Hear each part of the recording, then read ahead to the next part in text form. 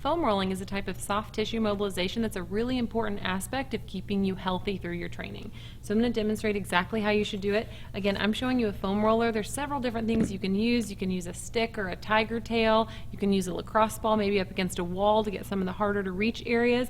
And we used to think foam rolling would break up adhesions and was kind of like a self-massage.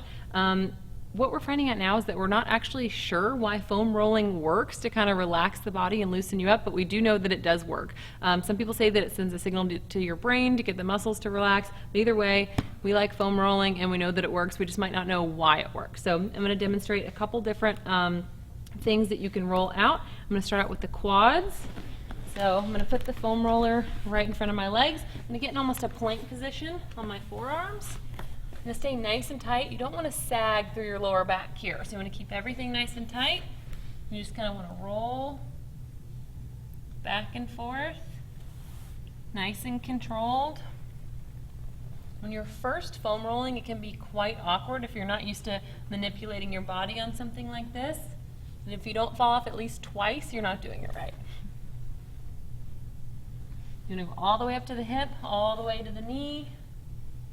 Now if you want to make it a little bit more intense, you can roll one quad at a time. So you can lift your quad off of here and roll just one.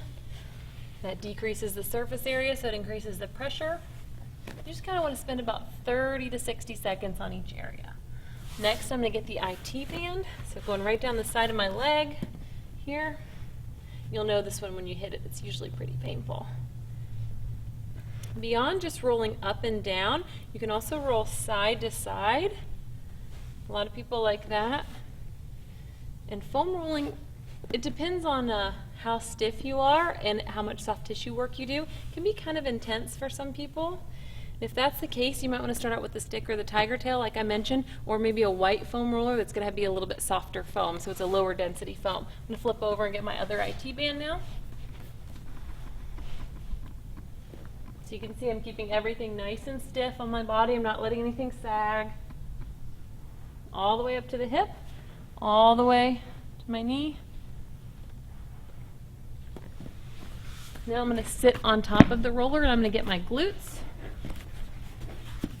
Okay, so whichever glute that you're getting, you're leaning more on that side.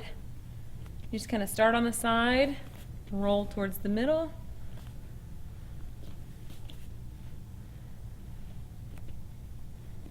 If you want to change the angle of this, you can put this foot up on the knee and get the glute that way as well.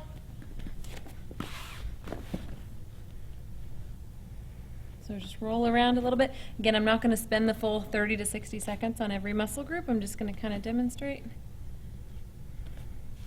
If you want to get your hamstrings, just put the foam roller right here. This one can be a little tough, especially depending on the length of your arms. I have really long arms, so it's pretty simple for me, but you can do one at a time.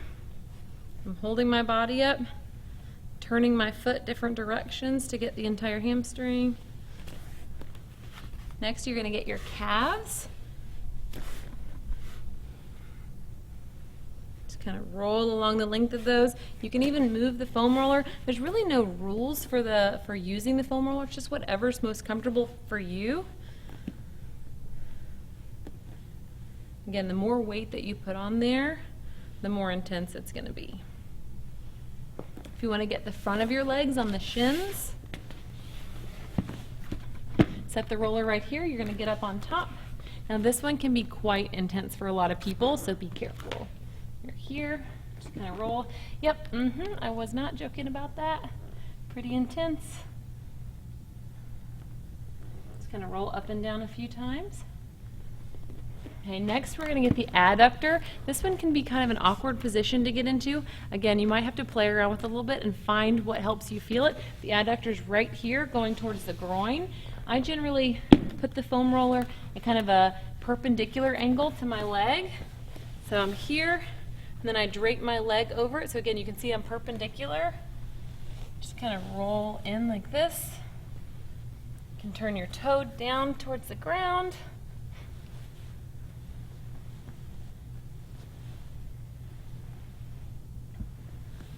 That's how you get the adductor. Next, we're going to get the lat, which is right here, running right alongside the armpit. Again, you want to make a T position with your body and the foam roller. So you want your body to be perpendicular to the foam roller. Put your arm out. Oh yeah, that's the stuff right there. You can put your hand behind your head. Same thing that we did on the IT band. If you want to roll side to side, you can.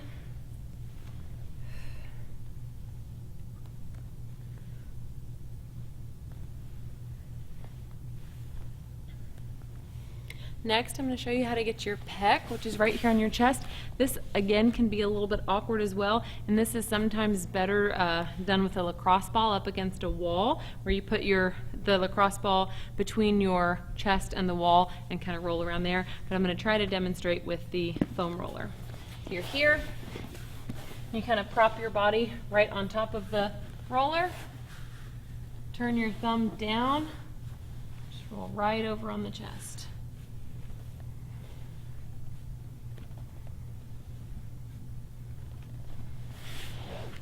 Now we're going to get the back. I've saved the absolute best one for last. This one feels really good for almost everybody. So you're going to start this about mid-back. Okay, just going to lift your hips up. Just kind of roll from your mid-back to your upper back. You can put your hands behind your head if you'd like. You can take your arm and kind of tug on it to pull your shoulder blade over and get kind of more underneath that shoulder blade a little bit. So if you're pulling your left arm over, you'd be rolling on the left shoulder blade. Sometimes it gets away from you a little bit, so you got to pull it back underneath you. I've been doing this a long time and it still gets away from me. So you just kind of play around with it a little bit. One thing you want to be careful of is you don't want to be hyperextended or have your hips sagged while you're doing this. So keep your core nice and braced. Just keep rolling right along the spine. Some people like to do some thoracic spine mobilizations where they mobilize their upper back a little bit on here. If you do that, put your butt on the ground, take a big deep breath through your nose, blow out hard through your mouth, brace your core, just kind of lean backwards over the roller. Now you'll notice I'm trying not to move through here. I'm trying to only move through my upper back. Once I do that, I'll roll down about 1/4 of an inch or an inch, go back, try to stay tight the whole time. What you don't want is this, okay, because that's not getting your thoracic spine, that's actually getting the movement through your lumbar. Like I said, there's no right or wrong way to foam roll. If you feel pain, especially sharp shooting pain, stop immediately. Okay, you might feel a little bit of discomfort, but it should never be painful, and you can roll tons of different areas of your body. These are the most common ones and some of my favorites. It's perfect to do before your workout. You can do your breathing and then do your foam rolling and then get into your warm-up and then do your workout. And if you do it, you're definitely more likely to stay a lot more healthy.